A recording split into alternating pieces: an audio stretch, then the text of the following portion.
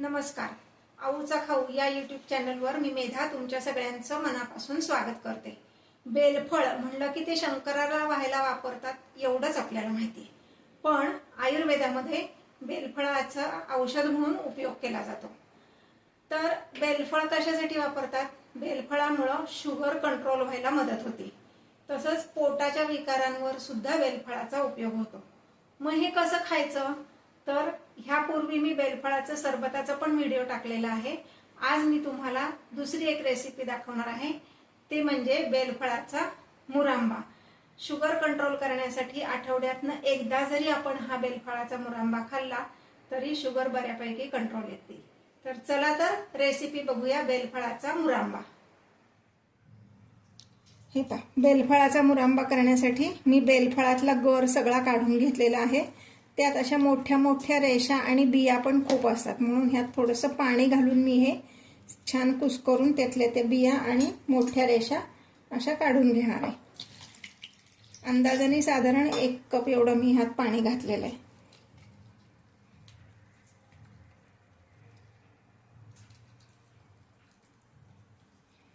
बेलफळ आणि कवठ यात बरेच लोक गल्लत करतात. कवठ हे आकाराने लहान असतं, त्याचा जो बाहेरचा काय आपण साल म्हणू किंवा आवरण म्हणू ते थोडंसं खडबडीत असतं आणि ग्रे कलरचं असतं. आणि बेलफळ हे आकाराने मोठं म्हणजे साधारण छोट्या नारळा एवढं असतं आणि त्याचा जो कवच असतं ते साधारण हिरवं आणि पिवळसर अशा रंगाचं असतं. फोडून बघितल्यावर सुद्धा कवठ हे आतनं साधारण चॉकलेटी रंगाचं असतं आणि बेलफळ ऑरेंज साधारण पिवळसर म्हणजे आंब्याचा जो पिवळसर रंग असतो तसाच बेलफळाचा पण पिवळसर रंग असतो. कवठ हे चवीला आंबट असतं आणि बेलफळ हे चवीला कडवट असतं. हे मी एवढं सगळं का सांगते तर एक साधारण महिन्याभरापूर्वी मी बेलफळाचं सरबत ह्याचा व्हिडिओ टाकला होता.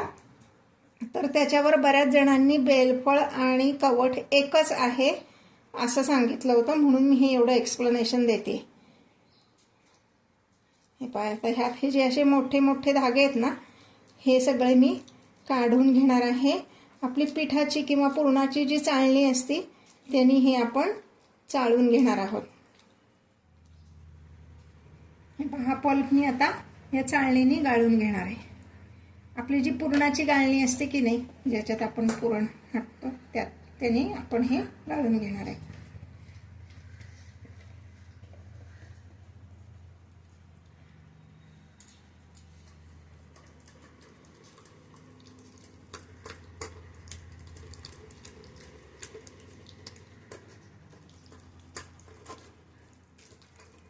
बेलफळ हे गुणांनी थंड असतं, त्यामुळे उन्हाळ्याच्या दिवसात आपण बेलफळाचं सरबत, बेलफळाचा मुरांबा असं घेतलं तर आपल्याला उष्णतेचे त्रास होत नाहीत. आणि काय पोटात जे इन्फेक्शन असतं तेव्हा त्याच्यावर सुद्धा बेलफळ खूप औषधी आहे. विशेषतः ज्यांना डायबेटिक्स आहे त्यांच्यासाठी बेलफळ खूप गुणकारी आहे. रोज 1 चमचा जर हा मुरांबा आपण खाल्ला तर आपली शुगर कंट्रोलमध्ये राहते. तरी सुद्धा महत्त्वाची सूचना, तुमच्या डॉक्टरांच्या सल्ल्यानेच हे घ्या, कारण तुमची जर औषधं किती स्ट्रॉंग चालू आहेत तुम्हाला त्याच्यावर ह्याचा डोस अवलंबून असेल.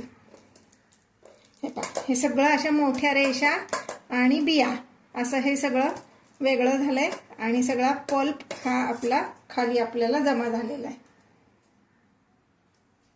आता हा पल्प आपण मोजून घेणार आहोत.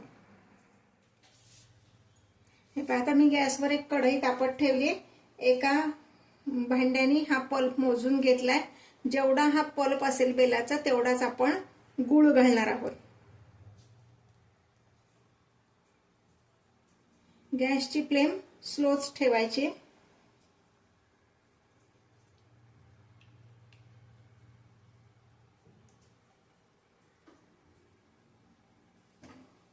आता ह्याच बाउलनी मोजून मी गूळ घालणार आहे. हे पहा, जेवढा पल्प होता तेवढाच गूळ घालते आणि हे मंद गॅसवर आपण शिजवणार आहोत। इथे काही सतत हलवत राहायची गरज नाहीये। एकदा सगळं मिक्स करून घ्यायचं आणि गॅस बारीक ठेवायचा। साधारण 15 ते 20 मिनिटं लागतात हे तयार व्हायला। गुळ विरघळून नंतर तो पल्प तयार व्हायला। हे पहा, हे किती शिजवायचे तर हे असं उलटण्याने जर बघितलं तर फक्त हे असं एकसंध खाली पडलं पाहिजे आणि अगदी घड्याळ लावून 20 मिनिटं फक्त मी हे शिजवलेलं आहे। जास्त शिजवायचं नाही। हे इतपतच पातळ दिसतं। गार झाल्यानंतर हे घट्ट होईल। अजून हे गार झाल्यानंतर आपण काचेच्या बरणीत भरून ठेवणार आहे। हे पहा, आपला बेलाचा मुरंबा तयार आहे। हा मी काचेच्या बरणीत भरून ठेवलेला आहे। फ्रीजमध्येच ठेवायचा आहे आणि रोज घ्यायचा नाहीये। आठवड्यातनं एकदा फक्त एक एवढा चमचा असं घ्यायचं आहे। ते सुद्धा मी आधी म्हणल्याप्रमाणे डॉक्टरांच्या सल्ल्याने घ्या, पण शुगर कंट्रोल होण्यासाठी खूप छान असा हा बेलाचा मुरंबा आहे।